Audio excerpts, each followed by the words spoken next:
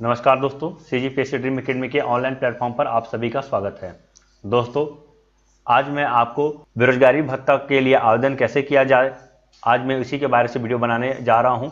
इसमें मैं आपको पूरा डिटेल्स बताऊंगा, जिसमें मैं आपको खुद फॉर्म भर के दिखाऊंगा कि आप कैसे बेरोजगारी भत्ता के लिए अप्लाई कर सकते हैं। देखिए क्या होता है, बहुत सारे लोग जो है बाहर साइबर कैफे में जाकर बेरोजगारी भत्ता के लिए आवेदन देंगे, लेकिन उन्हें भी कुछ कुछ चीज़ों से बचना पड़ेगा।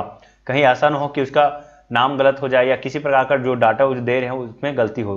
तो यदि गलती होगा तो उसका बेरोजगारी भत्ता जो है अमान्य हो जाएगा। आप किस तरह से ऑनलाइन आवेदन करेंगे, इसकी संपूर्ण जानकारी मैं इस वीडियो में देने वाला हूं। तो दोस्तों, वीडियो पे अंत तक बने रहेंगे। यहाँ पे मैं आपको ये बताऊंगा कि किस तरह से आप ऑनलाइन बेरोजगारी भत्ता के लिए आवेदन कर पाएंगे। तो देखिए, सबसे पहले करना क्या है आपको, यदि आपके पास मोबाइल है तो आप मोबाइल से भी फॉर्म भर सकते हैं, या कंप्यूटर है तो कंप्यूटर से भी फॉर्म भर सकते हैं, या किसी और से भी फॉर्म भरवा सकते हैं। ठीक, लेकिन उसके लिए आपको गवर्नमेंट का एक वेबसाइट पर जाना पड़ेगा। वेबसाइट क्या है मैं आपको बता देता हूं। देखिए, उससे पहले आप ये भी जान लीजिए कि यदि आप अपने मोबाइल से फॉर्म भर रहे हैं ना, तो आप गूगल क्रोम खोल लीजिएगा मोबाइल में। अब गूगल क्रोम के आप जैसे खोलेंगे तो आप राइट साइड ऊपर की ओर देखेंगे, वहां पे एक ऑप्शन आएगा, उस पर आप क्लिक करेंगे ना तो एक बॉक्स डिस्प्ले होगा। उस बॉक्स में आपको ये मिलेगा कि उस बॉक्स में आपको डेस्कटॉप मोड भी मिलेगा। तो आप उस डेस्कटॉप मोड को क्या करेंगे, क्लिक कर लेंगे, टिक कर लेंगे, जिससे क्या होगा, आपका मोबाइल जो है डेस्कटॉप मोड में आ जाएगा। तो जैसे आप लैपटॉप डेस्कटॉप में एक्सपीरियंस करते हैं, उसी प्रकार के आपको मोबाइल में भी एक्सपीरियंस करने को मिलेगा। ठीक है, देखिए सबसे पहले आपको क्या करना है, आपको गूगल सर्च करना है, या चाहे तो आप इसका लिंक को भी डायरेक्ट टाइप कर सकते हैं, उससे भी काम बन जाएगा। इसका लिंक जो है मैं अपने डिस्क्रिप्शन बॉक्स में भी दे दूंगा, वहां पे आप लिंक को क्लिक करके डायरेक्ट जो है वेबसाइट पर भी जा सकते हैं। नहीं तो आप गूगल में भी सर्च कीजिए। देखिए क्या करना है आपको, बेरोजगारी भत्ता, ध्यान रखेंगे यहाँ पे, देखिए बेरोजगारी भत्ता .cg.in। ठीक है, आप ये चाहे तो इसको डायरेक्ट होम पेज पे भी लिख सकते हैं, या फिर गूगल सर्च भी कर सकते हैं। तो जैसे आप इस पर क्लिक करेंगे, आपको इस तरह का एक बॉक्स खुलेगा। इसमें आपको देखिए ऊपर में ही सबसे पहले में क्या लिखा हुआ है, बेरोजगारी भत्ता .cg.nic.in। तो आप क्या कीजिए, इस पर क्लिक कर दीजिए। तो क्लिक करेंगे तो इस तरह का वेबसाइट खुल जाएगा। देखिए वेबसाइट के ऊपर में लिखा भी है बेरोजगारी भत्ता .cg.nic.in। ठीक है, तो इसमें आप इस तरह के आपको देखने को मिलेगा, छत्तीसगढ़ शासन बेरोजगारी भत्ता योजना। ठीक है, कौशल विकास तकनीकी शिक्षा एवं रोजगार विभाग। यहाँ पे आपको लॉगिन करना होगा। तो लॉगिन करने के लिए आपको मोबाइल नंबर और पासवर्ड लगेगा। यदि आप अपना नया खाता नहीं बनाए हैं तो आप अपना खाता भी बना सकते हैं। देखिए, यदि आप पहली बार भर रहे हैं तो आपको उसके पहले खाता बनाना पड़ेगा। तो देखिए यहाँ पे नया खाता बनाए लिखा हुआ है, नया खाता बनाए, इस पर जाएंगे, क्लिक करेंगे तो आप खाता बनाएंगे। खाता बनने के बाद आगे का प्रोसेस होगा, उसको आपको ऑनलाइन करना पड़ेगा। ठीक है, लेकिन आपके ये बता देता हूँ, सबसे इंपॉर्टेंट ये है कि बेरोजगारी भत्ता योजना के तहत ऑनलाइन आवेदन करने से पहले आपको क्या क्या चीजें चाहिए। देखिए सबसे पहले आप ये पात्रता की शर्तें हैं, क्या क्या शर्तें हैं मैं कुछ कुछ चीजें बता देता हूं आपको। देखिए, छत्तीसगढ़ का मूल निवासी होना चाहिए, आपका उम्र जो है 18 से 35 वर्ष के बीच होना चाहिए, 12वीं उत्तीर्ण होना चाहिए, और 1 अप्रैल को 2 वर्ष पुराना रोजगार पंजीयन होना चाहिए। बोलने का मतलब यह है दोस्तों, सबसे इंपॉर्टेंट पॉइंट यहीं पे है। देखिए क्या है, यदि आपका जो पंजीयन जो है 2 वर्ष पुराना है तभी आप भर पाएंगे, नहीं तो नहीं। यदि आपका जो है 1 अप्रैल 2021 के बाद यदि आप रोजगार पंजीयन कराए हैं तो आप बिल्कुल भी फॉर्म नहीं भरेंगे, क्योंकि 2 वर्ष नहीं हुआ है। तो जैसे ही 2 वर्ष होगा तब आप फॉर्म भर सकते हैं, उससे पहले आप नहीं भर सकते हैं।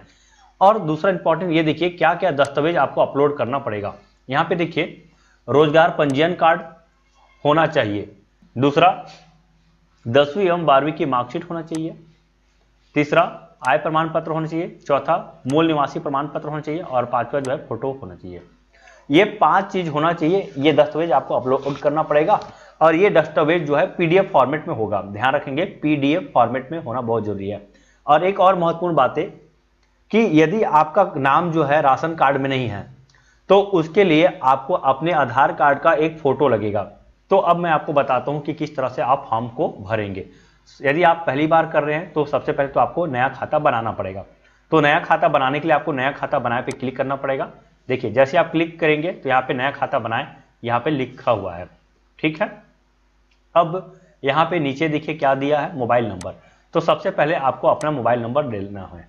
तो मैं यहाँ पे मोबाइल नंबर दे देता हूँ। देखिए जैसे जैसे मैं कर रहा हूँ आप वैसे ही काम करेंगे तो भी आप ऑनलाइन आवेदन कर सकते हैं। ठीक है, लास्ट में जैसे आवेदन कंप्लीट हो जाएगा तो उसके बाद एक आपके पास मैसेज आएगा जिसमें आपको एक निश्चित तिथि पे बुलाया जाएगा कि आप इस तिथि पे अपना सत्यापन करेंगे।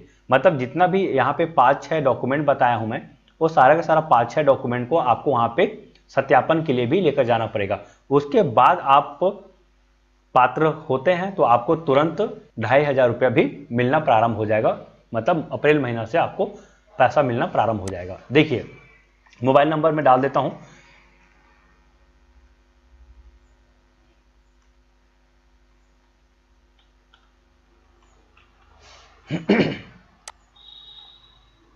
ठीक है, जैसे ही आप मोबाइल नंबर डाल देंगे वैसे ही आपके मोबाइल नंबर पे ओटीपी आ जाएगा। ठीक है, देखिए क्या लिखा है यहाँ पे, ओटीपी सफलतापूर्वक मोबाइल नंबर में भेज दिया गया है। तो आप अपना मोबाइल नंबर जिस भी मोबाइल नंबर को देंगे वहां पे आप देख लीजिए क्या ओटीपी आया है। ठीक है, तो जो भी ओटीपी आएगा मैसेज के थ्रू आप उस ओटीपी को यहाँ पे डाल देंगे। ठीक है, जैसे आप ओटीपी डाल देंगे तो नीचे लिखा हुआ ओटीपी सत्यापित करें। तो ओटीपी सत्यापित करें पे आप क्लिक करेंगे तो देखिए इस तरह का और आगे खुल जाएगा जिसमें आपको ईमेल आईडी डालने को बोला जाएगा इस बॉक्स पे, और दूसरा पासवर्ड बनाने के लिए बोला जाएगा। तो आप जो भी पासवर्ड बनाएंगे सेम पासवर्ड को एक बार और यहाँ पे लिखना पड़ेगा आपको। देखिए तो सबसे पहले ईमेल आईडी में डाल देता हूँ।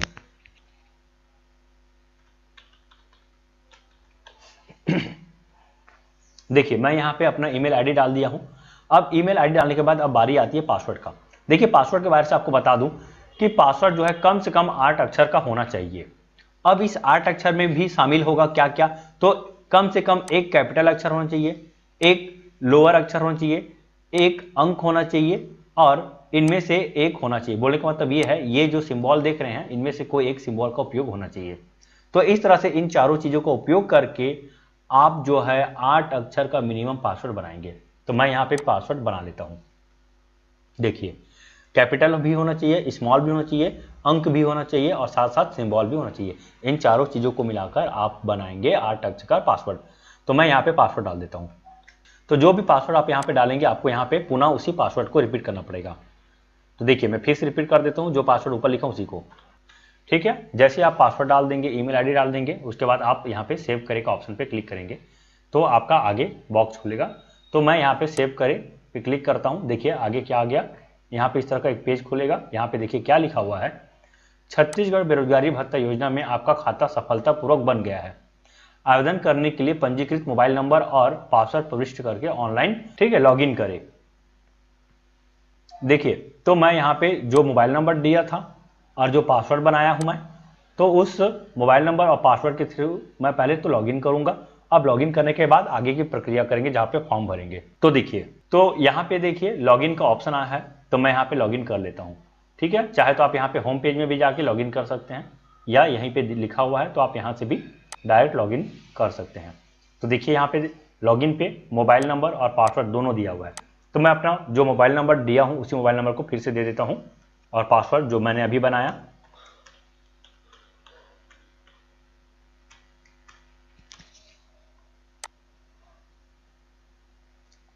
देखिए जैसे ही आप मोबाइल नंबर और पासवर्ड देंगे लॉगिन करेंगे वैसे ही इस प्रकार का आपका प्रोफाइल खुल जाएगा। यहाँ पे सबसे इंपॉर्टेंट इसको देखिए कि यहाँ पे देखिए क्या क्या ऑप्शन देखने को मिल रहा है आपको। डैशबोर्ड है, आवेदन करें, आवेदन डाउनलोड करें। यदि आप आवेदन कर चुके हैं तो आवेदन को डाउनलोड कर सकते हैं, आप उसको प्रिंट करवा के रख लेंगे ना, ध्यान रखेंगे। आवेदन की क्या स्थिति है, रोजगार स्वरोजगार की स्थिति अध्ययन करें, अपील करें और यहाँ पे आगे दिया हुआ है लॉग आउट कर। ठीक है, तो इतना सारा चीज यहाँ पे देखने को मिल रहा है। यहाँ पे देखिए आपका मोबाइल नंबर जो दिए थे वो यहाँ पे मोबाइल नंबर दिख जाएगा और ईमेल आईडी जो आप दिए हैं वो ईमेल आईडी आपको यहाँ पे देखने को मिलेगा। अब यहाँ पे दिया गया है नाम, तो आधार कार्ड के अनुसार अंग्रेजी में प्रविष्ट करें। मतलब आपके आधार कार्ड में जो नाम है उसी नाम को आपको यहाँ पे रखना पड़ेगा। ठीक है, तो मैं यहाँ पे नाम डाल देता हूँ। ठीक है, तो ध्यान रखेंगे आपका नाम आधार कार्ड से मिलता जुलता होना चाहिए। उसके बाद आप यहाँ पे अपना आधार नंबर देंगे। तो मैं यहाँ पे अपना आधार नंबर डाल देता हूँ। अब जिन लोगों के पास नहीं है राशन कार्ड तो क्या करेंगे वो लोग, इस तरह से आपको अपना आधार कार्ड का इमेज डालना पड़ेगा। ध्यान रखेंगे यहाँ पे जेपीजी फॉर्मेट में डालना पड़ेगा। बाकी जितना भी डॉक्यूमेंट्स है सारा का सारा पीडीएफ फॉर्मेट में रहेगा, लेकिन ये जो डॉक्यूमेंट्स है जेपीजी फॉर्मेट में रहेगा। तो यहाँ पे मैं अपना आधार कार्ड को डाल देता हूँ। ठीक, देखिए तो मैं यहाँ पे अपना आधार कार्ड चूज कर लिया हूँ। उसके बाद यहाँ पे आपको क्लिक करना पड़ेगा। मैं अपना आधार नंबर प्रस्तुत जमा करता हूँ और स्वेच्छा से इसके लिए अपनी सहमति देता हूँ। आधार विवरण का उपयोग मुझे प्रमाणित करने के लिए करें। ठीक है, तो यहाँ पे प्रोफाइल को सुरक्षित करें पे क्लिक करना पड़ेगा। और देखिए यदि आपका आधार नंबर जो है राशन कार्ड से जुड़ा हुआ है तो इस तरह का आपको मैसेज देखने को मिलेगा। देखिए क्या लिखा है, आपका आधार नंबर राशन कार्ड डेटाबेस से सत्यापित हो चुका है, राशन कार्ड नंबर ये दे दिया गया है। ठीक है, तो दो चीज़ है, यदि आपका राशन कार्ड में शामिल नहीं है आधार नंबर तो आपको इमेज डालना पड़ेगा आधार कार्ड का, और यदि शामिल है तो इस तरह की चीज़ें आपको देखने को मिलेगा, तो वहाँ पे आपको फोटो आधार कार्ड का देना नहीं पड़ेगा। ठीक है, फिर नीचे देखिए मैं अपना आधार नंबर प्रस्तुत करता हूँ और स्वेच्छा से इसके लिए अपनी सहमति देता हूँ कि विभाग मेरे आधार विवरण का उपयोग मुझे प्रमाणित करने के लिए करे। ठीक है, तो मैंने दो चीज़ बताया, आधार कार्ड यदि राशन कार्ड योजना में जुड़ा है तो, और नहीं जुड़ा है तो, दोनों स्थिति में देखिए आपको इस तरह का चीज़ें देखने को मिलेगा। ठीक है, अब इसके बाद प्रोफाइल सुरक्षित करें। देखिए प्रोफाइल अपलोड हो गया है। ओके, यहाँ पे ओके बटन पे दबाना है। देखिए क्या बोल रहे हैं यहाँ पे, आपका प्रोफाइल सुरक्षित हो गया है, कृपया छत्तीसगढ़ बेरोजगारी भत्ता योजना में आवेदन करें। ठीक है, अब आवेदन करें तो देखिए यहाँ पे ऑप्शन है आवेदन करें। ठीक है, तो आप यहाँ पे आवेदन कर लीजिएगा। ठीक है, मैं आपको करके बताता हूँ कि कैसे करना है। ठीक, देखिए क्लिक कीजिए, क्लिक करेंगे तो इस तरह का बॉक्स खुल जाएगा आपके पास। देखिए आवेदन फॉर्म का है ये बॉक्स। अब पिता पति का नाम, तो आप अपना पिता या पति का नाम डाल सकते हैं। यदि कोई महिला है और उसका शादी हो गया तो पति का नाम डालेंगे, और नहीं तो पिता का नाम। ठीक है, उसी प्रकार यदि कोई व्यक्ति है, लड़का है, मेल है, तो वो अपना पिता का नाम डालेंगे यहाँ पे। उसके बाद जन्म तिथि आप डाल सकते हैं यहाँ पे। देखिए जन्म तिथि आप अपना डाल दीजिएगा, जो सही रहेगा वैलिड रहेगा। गलत जानकारी नहीं देंगे, गलत जानकारी देने से दिक्कत हो सकती है। ओके, देखिए इसके बाद आपको अपना लिंग चूज करना है। क्या लिंग है आपका, मेल है, फीमेल है, ट्रांसजेंडर क्या है। ठीक है, तो आप अपना लिंग चूज कर लीजिए, फिर वैवाहिक स्थिति चूज कीजिए। तो यहाँ पे वैवाहिक स्थिति चूज करना है। देखिए क्या क्या ऑप्शन मिल रहा है आपको देखने को, अलग, परित्यक्ता, पुरुष। यदि कोई पुरुष अलग रह रहा है अपनी पत्नी से तो, या कोई तलाकशुदा है, या विवाहित है, या अलग परित्यक्ता महिला, यदि कोई महिला अलग रह रही है अपने पुरुष से, पति से, तो इस पर क्लिक करेगी। अविवाहित है, विधुर है, विधवा है, तो ये इतने सारे ऑप्शन हैं, तो आप जो भी है आप उस पर क्लिक कर लेंगे। ठीक, चलिए तो अब आगे देखते हैं जाति। तो आप जो इस जाति कहेंगे उस पर आप क्लिक कर लेंगे। तो यहाँ पे मैंने जाति को क्लिक कर दिया। दिव्यांग, तो दिव्यांग आप हैं तो हाँ, नहीं तो नहीं पे क्लिक करेंगे। रोजगार पंजीयन क्रमांक, ये बहुत इंपॉर्टेंट है, तो रोजगार पंजीयन क्रमांक आपको यहाँ पे दे देना है। तो यहाँ पे रोजगार पंजीयन क्रमांक को डाल देता हूं मैं। ठीक, अब इसके बाद रोजगार पंजीयन दिनांक डालना है। यहाँ पे किस दिन आप रोजगार पंजीयन कराए हैं। देखिए जिस दिन आप रोजगार पंजीयन कराएंगे उसी दिन को आपको यहाँ पे देना पड़ेगा। ठीक है, अन्यथा वो मान्य नहीं होगा। तो आप देख लीजिएगा, आपका जो रोजगार पंजीयन जो फॉर्म मिला था उसी में आपको देखने को मिल जाएगा कि आप कब जो है रोजगार पंजीयन कराए थे। चलिए तो डाल देते हैं यहाँ पे डेट। देखिए इस तरह से बॉक्स खुलेगा। सबसे पहले तो आप ईयर को चूज कर लीजिएगा। यहाँ पे देखिए 2023 है, ऊपर जाएंगे तो ऊपर में आपको मिल जाएगा, तो आप कब किए हैं तो आप देख लीजिएगा। ठीक है, तो 2021 है। अब देखिए मार्च से पहले का होना चाहिए ना, तो स्वाभाविक से अप्रैल से पहले का होना चाहिए। यदि अप्रैल के बाद का है तो आप भरने के लिए एलिजिबल नहीं है जब तक आपका 2 साल कंप्लीट नहीं हो जाता। तो जैसे मैं फरवरी का हूँ, फरवरी में मैंने करा चुका था। ठीक है, तो मैं यहाँ पे फरवरी और यहाँ पे डेट डाल देता हूँ। तो इस तरह से मैंने यहाँ पे डेट डाल दिया। ठीक, अब देखिए परिवार की वार्षिक आय, तो आपका परिवार का वार्षिक आय कितना है आपको यहाँ पे नोट करना पड़ेगा। ठीक है, तो मैंने यहाँ पे 1.5 लाख रुपया परिवार का वार्षिक आय दे दिया। ठीक है, तो जितना होगा आपका परिवार का वार्षिक आय उतना आपको लिखना पड़ेगा। ध्यान रखेंगे 2.5 लाख से ज़्यादा नहीं होना चाहिए इसमें। तो उच्चतम योग्यता आप यहाँ पे चूज करेंगे, 12वीं है, स्नातक है, स्नातकोत्तर है, BE, MBBS, पॉलिटेक्निक या अन्य। तो जो भी रहेगा आप उस पर क्लिक कर देंगे, फिर आगे बढ़ेंगे। देखिए यहाँ पे पता है, तो पता के लिए देखिए जिला, सबसे पहले तो जिला चूजने का बोल रहा है, तो आप यहाँ पे जिला चूज कर लीजिएगा। ध्यान रखेंगे ये जो जिला जो है 33 जिला के अनुसार है छत्तीसगढ़ में। तो जो 4-5 नवीन जिला जो बना है, तो अगर उसमें अगर उससे कोई बिलोंग करता है तो आप उस हिसाब से डाल देंगे। तो मैंने यहाँ पे शक्ति डाल दिया। ग्राम शहरी है, देखिए ग्रामीण है कि शहरी है, आपको यहाँ पे चूज करना पड़ेगा। तो अगर आप ग्रामीण में शामिल है, ठीक है, ग्रामीण क्षेत्र में, तो ग्रामीण पे क्लिक करेंगे, और शहरी है तो शहरी पे। तो मैंने ग्रामीण पे यहाँ पे डाल दिया। अब उसके बाद देखिए यहाँ पे नगर निगम, नगर पंचायत, ये शहरी के लिए रहेगा और वार्ड भी शहरी के लिए रहेगा। यदि आप शहरी चूज करेंगे तो आपको ये भरना पड़ेगा और इसे नहीं भरना पड़ेगा। तो ग्राम है तो ग्राम में भर देते हैं। यहाँ पे देखिए अब ब्लॉक चुनना पड़ेगा आपको, आप किस ब्लॉक से संबंधित हैं, ठीक है, तो उस ब्लॉक को आपको चूज करना पड़ेगा। फिर उसके बाद ग्राम पंचायत चूज करना पड़ेगा। अब ग्राम पंचायत के बाद ग्राम, तो ये ग्राम मैंने यहाँ पे चूज कर लिया। पूर्ण पता, आपको यहाँ पे पूर्ण पता डाल देना है, जो भी पूर्ण पता है, ठीक है, क्योंकि यहाँ पे तो ब्लॉक, ग्राम पंचायत, ग्राम है, तो ग्राम में भी आपको आपके एड्रेस को किसी और नाम से जाना जाता होगा, तो जिस नाम से जाना जाता होगा उसको आपको यहाँ पे लिख देना है। पिन कोड नंबर, आपका जो पिन कोड होगा एरिया का, उस पिन कोड को आप यहाँ पे डाल देंगे, ठीक है। अब यहाँ पे ये सबसे इंपॉर्टेंट चीज यहाँ पे आती है कि बैंक संबंधी जानकारी। और बैंक संबंधी जानकारी जो है आपको सही सही देना है, ताकि उस अकाउंट पे आपको पैसा मिलेगा। तो चलिए अब यहाँ पे बैंक अकाउंट का डिटेल्स भी डाल देते हैं।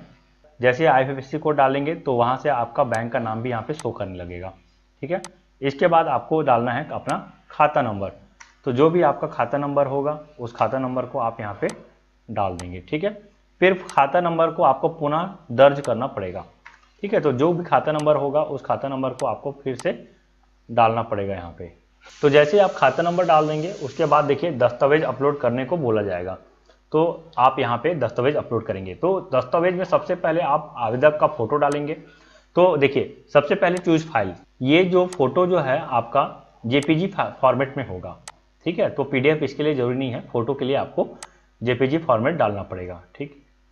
तो मैं यहाँ पे फोटो का JPG फॉर्मेट डाल देता हूँ। देखिए एक चीज़ आपको और ध्यान रखना है कि आपका जो फोटो का JPG जो फॉर्मेट रहेगा और PDF होगा वो 500 KB से अधिक नहीं होना चाहिए। देखिए अधिकतम जो साइज है 500 KB दिया गया है। जैसे आप इसको चूज कर लेंगे फाइल को, उसके बाद आपको आवेदक का फोटो अपलोड करके क्लिक करना है इस पर। तो देखिए जैसे आप इस पर क्लिक करेंगे वैसे ही देखिए आपको क्या देखने को मिलेगा, फोटो सफलतापूर्वक अपलोड हो गया है। तो आपका फोटो यहाँ पे दिखने लग जाएगा। जैसे यहाँ पे देखिए फोटो मेरा दिख रहा है। उसके बाद रोजगार पंजीयन प्रमाण पत्र को आपको इसमें डालना है। ध्यान रखेंगे ये PDF फॉर्मेट में है। मैं यहाँ पे अब अपना रोजगार पंजीयन जो फॉर्म मिला था मुझे उसको मैं यहाँ पे अपलोड कर दूंगा, ठीक है। यहाँ पे देखिए क्या लिखा है, रोजगार पंजीयन प्रमाण पत्र सफलतापूर्वक अपलोड हो गया है। अब इसके बाद आपको अपना आय प्रमाण पत्र डालना है। ध्यान रखेंगे यदि आप आय प्रमाण पत्र नहीं बनाए हैं तो बनवा लेंगे, ठीक। तो मैं यहाँ पे अपना आय प्रमाण पत्र डाल दिया। देखिए क्या लिखा है, आय प्रमाण पत्र सफलतापूर्वक अपलोड हो गया है। अब आय प्रमाण पत्र डाल देने के बाद अब अगला बारी आती है छत्तीसगढ़ मूल निवासी प्रमाण पत्र। तो आप छत्तीसगढ़ मूल निवासी प्रमाण पत्र बना चुके होंगे, फिर इसको भी क्या करना है, अपलोड करना है। देखिए ऑप्शन है यहाँ पे छत्तीसगढ़ मूल निवासी प्रमाण पत्र अपलोड करें, तो इस पर आप क्लिक करेंगे। तो जैसे ही क्लिक करेंगे तो ये भी अपलोड हो जाएगा। तो बारी बारी से देखिए आपको क्या करना है, सब चीज़ों को अपलोड कर देना है। इसके बाद 10वीं का मार्कशीट है, तो मैंने यहाँ पे 10वीं का मार्कशीट चूज किया और इसके बाद इसको भी क्या करना है, अपलोड करना है। तो इस पर भी क्लिक करना है, ध्यान रखना है। देखिए सफलतापूर्वक अपलोड हो गया है। इसके बाद 10वीं के बाद अब मैं यहाँ पे अपना 12वीं का मार्कशीट जमा करूँगा। 12वीं उत्तीर्ण प्रमाण पत्र अंक सूची अपलोड करे पे क्लिक करेंगे। तो इस पर क्लिक करेंगे तो देखिए फिर से सफलतापूर्वक अपलोड हो चुका है। तो ये इस तरह से फिर से अपने आप यहाँ तक पहुँच जाएगा। ध्यान रखेंगे 500 KB से ज़्यादा नहीं होना चाहिए। अब देखिए यहाँ पे सबसे इंपॉर्टेंट बात यह है कि आप किस क्षेत्र में कौशल प्रशिक्षण लेना चाहते हैं। देखिए गवर्नमेंट का रूल्स है, आपको कौशल प्रशिक्षण लेना पड़ेगा, मतलब ट्रेनिंग लेना पड़ेगा। आप जिस चीज़ पे क्लिक करेंगे, जिस चीज़ को चयन करेंगे उस पर आपको गवर्नमेंट जो है ट्रेनिंग देंगे। अगर आप ट्रेनिंग लेने से मना करते हैं तो आपको बेरोजगारी भत्ता योजना के तहत अपात्र माना जाएगा, ठीक है। तो आप क्या करेंगे, अधिकतम 3 सेक्टर को चयन कर लीजिए अपने हिसाब से। तो ये फैशन डिजाइनर हो गया, ठीक है। उसके बाद यहाँ पे रिटेल सेल्स एसोसिएट, फिर mobile phone hardware repair technician. तो ये इस तरह से 3 जो मैंने अधिकतम टिक कर लिया है। अब इसके बाद आपको यहाँ पे देखना नीचे क्या दिखाई देगा, आवेदन के द्वारा घोषणा। तो देखिए मुझे वर्तमान में किसी भी प्रकार का रोजगार स्वरोजगार प्राप्त नहीं है, ये सब घोषणा आपको करना पड़ेगा। घोषणा करना नहीं पड़ेगा, मतलब ये चीज़ें हैं जो सही होना चाहिए, ठीक है। नीचे फिर ये सब पढ़ देता हूँ मैं। देखिए क्या क्या लिखा है। दूसरा, मुझे ज्ञात है कि एक परिवार से एक ही सदस्य को बेरोजगारी भत्ता की पात्रता होगी। ध्यान रखेंगे, यदि आपके घर में 3 लोग बेरोजगार हैं तो मिलना किसी एक को है, वो भी किसे, जो सबसे बड़े होंगे उसे। यदि मेरे परिवार से एक से अधिक सदस्य को बेरोजगारी भत्ता स्वीकृत होता है तो मेरे द्वारा इसकी सूचना संबंधित जनपद नगरीय निकाय को दिया जाएगा। तीसरा देखिए, मैं पूर्व और वर्तमान मंत्री, विधानसभा सदस्य, महापौर, नगरीय निकाय, जिला पंचायत अध्यक्ष के परिवार से नहीं हूँ। मेरे परिवार में कोई भी शासकीय कर्मचारी नहीं है। ध्यान रखेंगे, यदि चतुर्थ श्रेणी या ग्रुप डी के कर्मचारी है तो उसे बेरोजगारी भत्ता के तहत योजना का लाभ मिलेगा। अगला देखिए, 10,000 रुपये मासिक या उससे अधिक के पेंशन भोगी के परिवार से नहीं हूँ। ठीक है, यदि आपके परिवार में कोई है जो पेंशन है, माता पिता है, यदि पेंशन ले रहे हैं 10,000 से अधिक ले रहे हैं, ठीक है, या 10,000 ले रहे हैं, तो आप अपात्र होंगे। मेरे परिवार में कोई भी आयकर दाता नहीं है। मेरे परिवार में कोई भी इंजीनियर, डॉक्टर, वकील, चार्टर्ड अकाउंटेंट इत्यादि पेशे में नहीं है। ठीक है, देखिए परिवार का परिभाषा यहाँ पे दिया गया है। परिवार से तात्पर्य पति, पत्नी, आश्रित बच्चे एवं आश्रित माता पिता है। भौतिक देखिए अगला दूसरा पॉइंट क्या दिया है, आवेदक भौतिक सत्यापन की तिथि को अपने समस्त संबंधित मूल प्रमाण पत्रों के साथ उपस्थित होना सुनिश्चित करें। ठीक है, तो आप जो भी चीज़ें यहाँ पे देंगे डॉक्यूमेंट में, वो सारा चीज़ों को आपको जिस दिन आपको बुलाया जाएगा सत्यापन के लिए डॉक्यूमेंट का, उस दिन आपको जाकर वहाँ पे अपने डॉक्यूमेंट को सत्यापन कर लेना है। देखिए अब यहाँ पे आपको घोषणा पे यहाँ पे टिक करना पड़ेगा। मैं घोषणा करती हूँ कि ऊपर दी गई जानकारी मेरे ज्ञान और विश्वास के अनुसार सत्य है। मुझे संज्ञान है कि मेरे द्वारा प्रदान की गई कोई भी जानकारी यदि गलत पाई जाती है तो किसी भी स्तर पे मेरे बेरोजगारी भत्ता की पात्रता समाप्त कर दी जाएगी। तो ये है, यहाँ पे आपको टिक कर लेना है। ध्यान रखेंगे, टिक करने के बाद आपको यहाँ पे फाइनल सबमिट करना है। तो इस पर क्लिक करेंगे तो फाइनल सबमिट हो जाएगा। ध्यान रखेंगे, एक बार अंतिम रूप देने के बाद प्रविष्ट डेटा में किसी भी प्रकार का परिवर्तन स्वीकार नहीं होगा। क्या आप सहमत हैं? ठीक है, यदि आप जो भी चीज़ डालेंगे यहाँ पे बहुत ही सावधानीपूर्वक डाल दीजिएगा, क्योंकि अगर एक बार आप ओके कर देंगे उसके बाद दोबारा आप इसमें किसी प्रकार का त्रुटि सुधार नहीं कर सकते हैं। तो बहुत ही सावधानी के साथ अपना फॉर्म भरेंगे। तो मैंने यहाँ पे ओके कर दिया। देखिए हितग्राही आवेदन फॉर्म, देखिए क्या आ रहा है अगला, बेरोजगारी भत्ता योजना में आपका आवेदन सफलतापूर्वक प्रविष्ट हो गया। तो मैंने यहाँ पे अपना बेरोजगारी भत्ता के लिए आवेदन सफलतापूर्वक कर दिया है। ठीक है, अब आप अपना आवेदन को डाउनलोड भी कर सकते हैं। देखिए यहाँ पे लिखा हुआ आवेदन डाउनलोड करें, तो आप अपना ये देख सकते हैं यहाँ पे आवेदन है, इस आवेदन को आप क्या कर सकते हैं, डाउनलोड कर सकते हैं। तो इस तरह से सारा डिटेल्स आपको मिलेगा। इसको भी आप प्रिंट आउट करा लेंगे, क्योंकि जिस दिन आपको बुलाया जाएगा उस दिन आपको इसको लेकर जाना पड़ेगा। देखिए इसके साथ साथ क्या क्या है, तो ये सारा का सारा डॉक्यूमेंट भी आपको लेकर जाना पड़ेगा। ठीक है दोस्तों, यहाँ पे आपको देखिए हस्ताक्षर करेंगे, तो जिस दिन बुलाया जाएगा उस दिन आपको जाना है। देखिए आपको यदि इसके स्थिति को देखना है तो पहली बात ये आवेदन डाउनलोड करें, यहाँ से आप प्रिंट कर सकते हैं। दूसरा आवेदन की स्थिति, तो देखिए आवेदन की स्थिति में आपको क्या दिखाई देगा, तो यहाँ पे देखिए आवेदन की स्थिति, यहाँ पे आपको फोटो दिखाई देगा। यहाँ पे स्थिति क्या है, सत्यापन के लिए लंबित है, कृपया प्रतीक्षा करें। ठीक है, तो जैसे ही उस जगह पे खाली होगा सत्यापन के लिए तो आपको बुलाया जाएगा। आप रोज चेक करते रहेंगे कि आपको किस दिन बुलाया जा रहा है। ठीक है, तो आपको आपके मोबाइल नंबर और पासवर्ड पता होना चाहिए, और उसी से आप क्या करेंगे, रोज चेक करते रहेंगे, जिससे आपको समझ में आ जाएगा कि आपको किस दिन वेरिफिकेशन के लिए जाना है। ठीक, यहाँ पे देखिए आवेदन क्रमांक, नाम, पिता पति का नाम, जन्म तिथि, मोबाइल नंबर, बैंक का नंबर, बैंक का नाम, IFSC खाता नंबर, आवेदन दिनांक। तो देखिए आवेदन दिनांक 3 अप्रैल है। तो इस तरह से आपको फॉर्म भर लेना है दोस्तों। और यदि किसी प्रकार का कोई डाउट होगा, जानकारी होगा कि अपील करना होगा, तो आप यहाँ से अपील भी कर सकते हैं। और रोजगार स्वरोजगार की स्थिति का अध्ययन करें, तो आप यहाँ से देख सकते हैं क्या स्थिति बनी हुई है। तो रोजगार स्वरोजगार की स्थिति क्या है। आपको हमारे द्वारा दिया गया वीडियो कैसा लगा, नॉलेज कैसा लगा, जरूर कमेंट करके बताइएगा। यदि आपके लिए हेल्पफुल है तो आप प्लीज़ कमेंट जरूर कीजिए। और दोस्तों यदि आप हमारे चैनल पर नए हैं तो चैनल को सब्सक्राइब कर लीजिए, क्योंकि इसी तरह का वीडियो आपको हमेशा देखने को मिलता रहेगा। और हम दोस्तों अपने चैनल पर छत्तीसगढ़ के महत्वपूर्ण एग्जाम जैसे कि व्यापम और CGPSC द्वारा जो भी आयोजन कराया एग्जाम, CGPSC और CG व्यापम द्वारा जो भी एग्जाम का आयोजन किया जाता है उससे संबंधित MCQ लेकर आते ही रहते हैं, इंपॉर्टेंट टॉपिक लेकर आते रहते हैं। छत्तीसगढ़ से संबंधित जो महत्वपूर्ण जानकारी है, समसामयिकी है, उस सारी चीज़ों को हम लेकर आते ही रहते हैं। तो इन्हीं सब चीज़ों को पढ़ते रहने के लिए आप हमारे चैनल को जरूर सब्सक्राइब कर लीजिएगा। तो ठीक है दोस्तों, मिलते हैं एक नई वीडियो के साथ, तब तक के लिए बाय बाय। वीडियो सुनने के लिए धन्यवाद।